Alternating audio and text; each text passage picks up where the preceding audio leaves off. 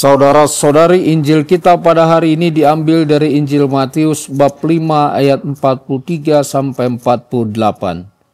Dalam khotbah di bukit, Yesus berkata, "Kalian telah mendengar bahwa disabdakan, kasihilah sesamamu manusia dan bencilah musuhmu.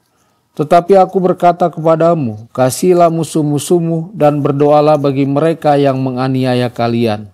Karena dengan demikian kalian menjadi anak-anak Bapamu di surga. Sebab Ia membuat mataharinya terbit bagi orang yang jahat dan juga bagi orang yang baik. Hujan pun diturunkannya bagi orang yang benar dan juga bagi orang yang tidak benar. Apabila kalian mengasihi orang yang mengasihi kalian, apakah upamu? Bukankah pemungut cukai juga berbuat demikian? Dan apabila kalian hanya memberi salam kepada saudaramu saja, apakah lebihnya dari perbuatan orang lain? Bukankah orang yang tak mengenal Allah pun berbuat demikian? Karena itu kalian harus sempurna, sebagaimana Bapamu di surga sempurna adanya." Demikianlah sabda Tuhan, terpujilah Kristus.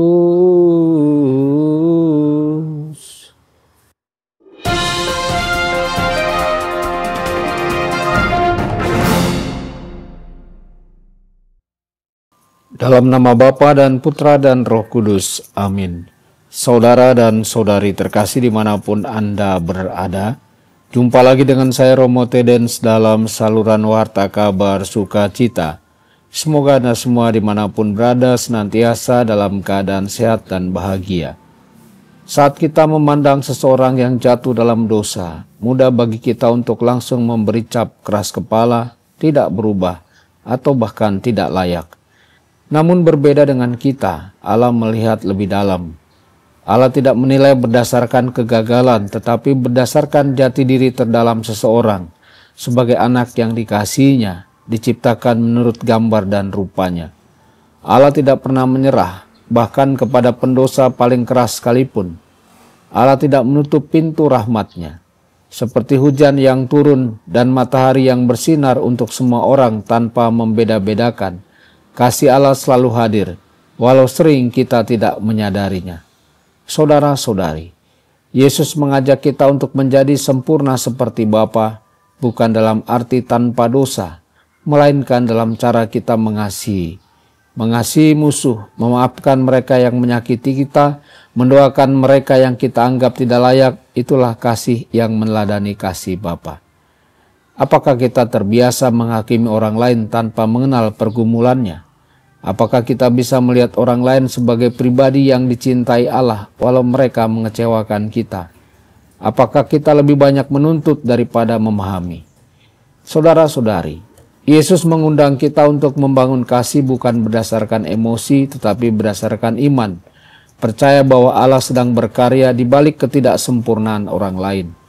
Sering kita memberi alasan bagi kesalahan sendiri, tetapi tidak memberi ruang pengertian bagi orang lain. Disinilah panggilan Injil menjadi nyata. Kasihilah sesamamu seperti dirimu sendiri. Memberi pengertian bukan prasangka, memberi maaf bukan kemarahan, memberi harapan bukan penghukuman. Ketika Yesus mengajarkan kasih Bapa lewat matahari dan hujan, Ia menegaskan bahwa alam adalah pewahyuan Allah yang pertama. Setiap pagi yang cerah, setiap tetes hujan, setiap bunga yang mekar, semuanya adalah bahasa kasih yang sedang disampaikan Allah kepada kita. Apakah kita cukup peka? Apakah kita menyadari bahwa Allah berbicara melalui keindahan ciptaan? Dalam dunia yang serba cepat dan bising, kita sering kehilangan keheningan yang dibutuhkan untuk merenungkan kasih Allah dalam hal-hal sederhana. Marilah kita ambil waktu untuk berhenti sejenak, mengamati ciptaan, dan belajar dari Allah yang hadir dalam kesederhanaan alam. Tuhan Yesus memberkati Anda semua. Sabda Allah adalah kebenaran. Sabda Allah adalah kehidupan. Mari kita mencintainya, mari kita menghayatinya. Ya Tuhan yang ku muliakan, padamu, angkat resahku.